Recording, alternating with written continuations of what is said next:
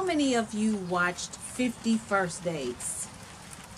I watched that movie, and from what I remember, was that the girl, she had brain trauma from a car accident, and she couldn't remember the next, like she lived her life from a time period, like I guess right before the accident, because she couldn't remember. She had, like, I guess like you consider that short-term memory loss, because she couldn't remember the next day. She went to sleep, the next day started over, like right before the car accident.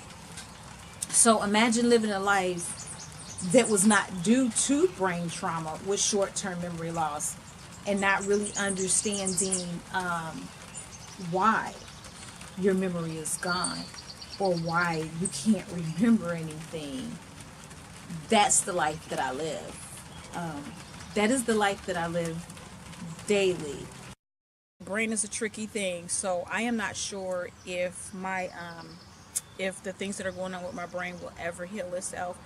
But my wish and desire is that it will.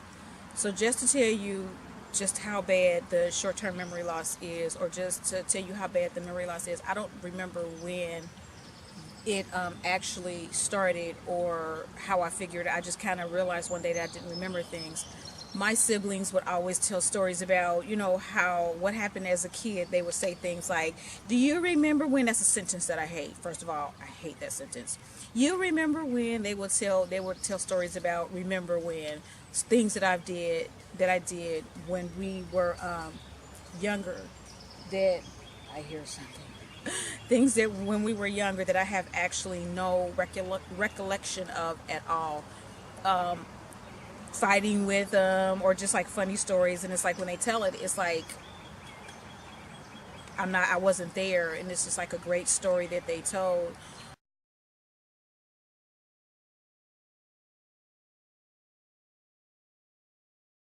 Now I will say, I'll talk about before I started eating healthy, and then after I started eating healthier or living a healthier lifestyle. So before I started, you know, eating healthier, I would eat things like hot dogs and lunch meat and just prepackaged foods. And we know that a lot of those foods have MSG in it, or other chemicals that mess with the brain. And I'm not sure if you know much about MSG. That MSG, it messes with a gland that's in your brain that makes it overactive, and that's why we overeat, because of the MSG just overactivates that gland, and it makes the food taste so good that it's like, oh my goodness, I want more. And then your brain doesn't have time to tell your stomach that you're full, so then by that time you've overeaten. So like I said before, if you watch part 1 of my story, and we'll consider this part 2, memory loss. But if you watch part 1 of my story, you will see where I talked about having short-term memory loss. I kind of mentioned it in passing, that was one of the symptoms that I had. But with the short-term memory loss comes a lot of issues. Imagine just not having any memories of your childhood, no memories of high school years, adult years.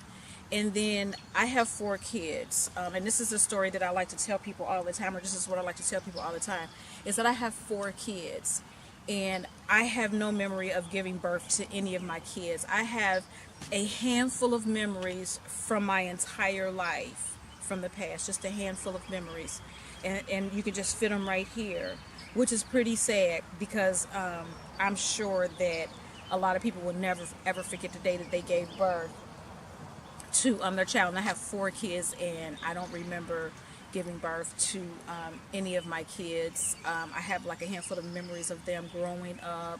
I couldn't tell you what their first words were, or how much they weighed, how long they were. It's just a lot of things that I couldn't tell you, and it was frustrating to my youngest, because if she would have a project at school and she would ask me something, and I would always have to tell her, like, baby, I'm sorry, but I just don't remember. I don't know.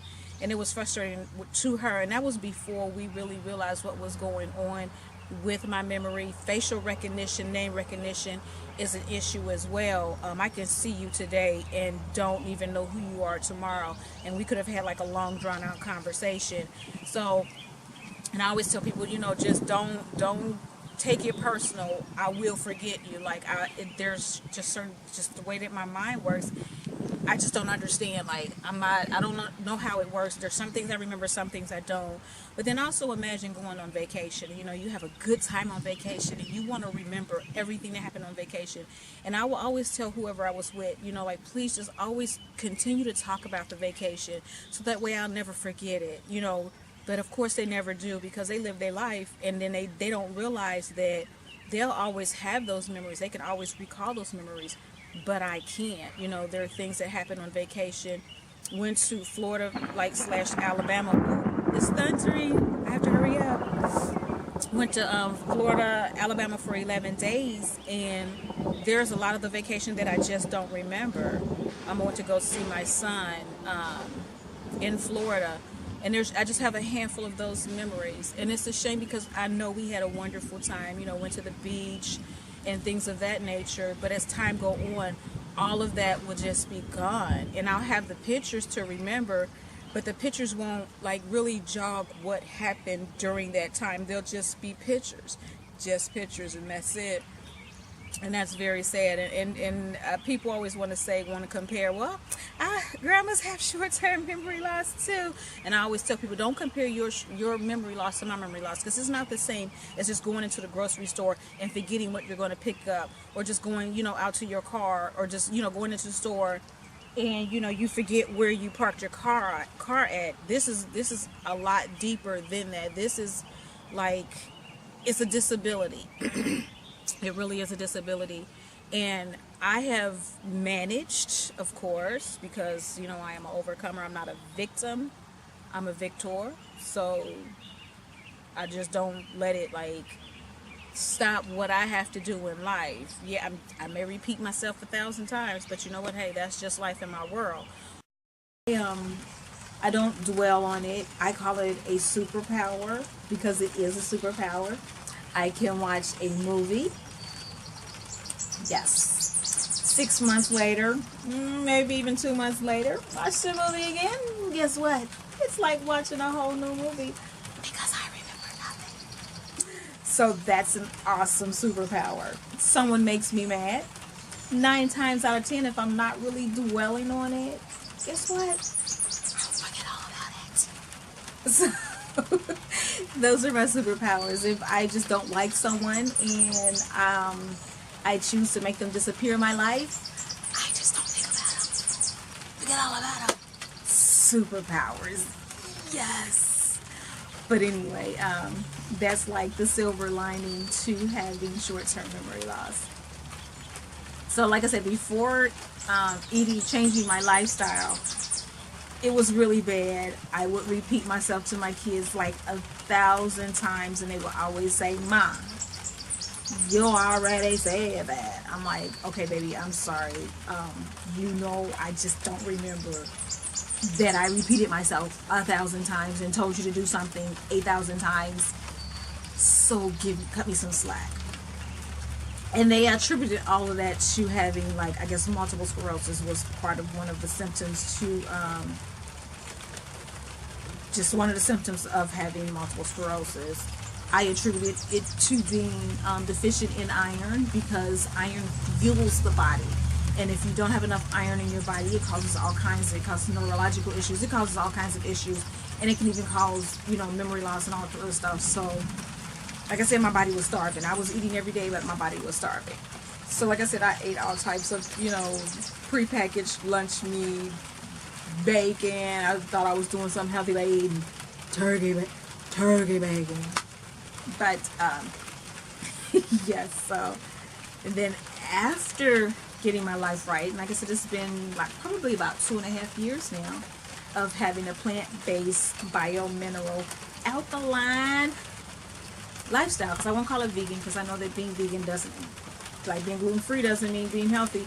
Vegan doesn't necessarily mean being healthy either.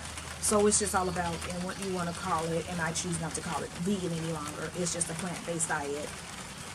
So it's been 2 years now, and my body is on the mend, but there are certain things that I still struggle with, and I have to, because I am aware of it, I have to come up with a plan to just remember things daily. write things down. And the sad part about it is I pay the same bills every month, but I still have to look at my notebook to see what needs to be paid. So there are tips and tricks that I do to survive or to just live my life to the fullest, because I won't like sit and wallow in it, because I do understand that what happens to my brain was a direct result of what I did. It was because it was fork to mouth, spoon to mouth, hand to mouth, whichever one it was. That's what it is for you. Going out to eat, like I said, just putting stuff in my mouth that wasn't good for me. And not everyone has like MSG sensitivities, but for whatever reason my brain is just real sensitive to things that alter it. It could have been the massive amounts of sugar, and we all know that the studies have been done that sugar acts like a drug, cocaine. So if you want to continue to mess up your brain, you can either heed what I'm saying and do your own research and look into it, or you can continue putting the stuff in your body and say that it'll never happen to me.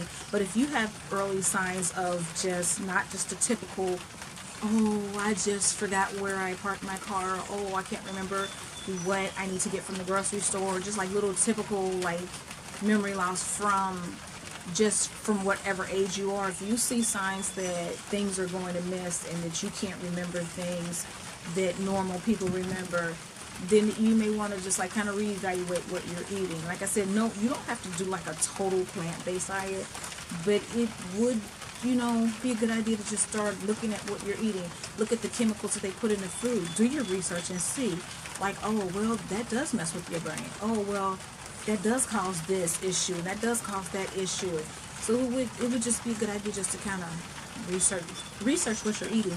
And I guarantee you, if you start looking at your food labels, that you would definitely change what you are eating. And even if you go to a restaurant and you start asking them like, well, what do you put in this? Or what do you use for that? What do you use for that? You'll slow down, guarantee. Because my thing is, what you taste and how it makes you feel for that moment, to me, it's not worth it for a lifetime of, once again, being on medicine or being in pain. It's just not worth it. So that's my memory loss pep talk.